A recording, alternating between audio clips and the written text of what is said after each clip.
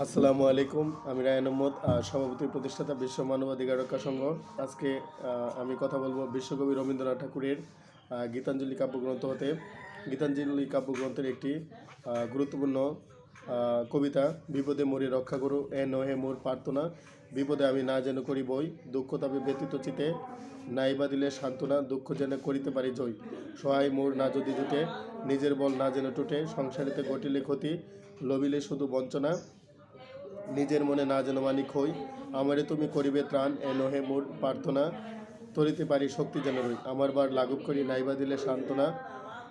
বইতে পারি এমনই যেন হই, নম্র শিরে সুখের দিনে তোমারই মুখ লইব চিনে। দুঃখের রাতে নিখিল ধরা, যেদিন করে বঞ্চনা, তোমারই যেন না করি সংশয়।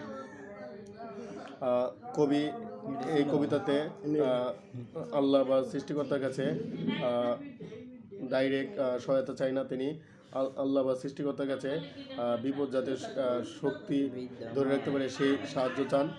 আমাদের বিশ্বে আমরা কীভাবে সত্য নেই শান্তি প্রতিষ্ঠা করতে পারি সেই জন্য কাজ চালিয়ে যাচ্ছি।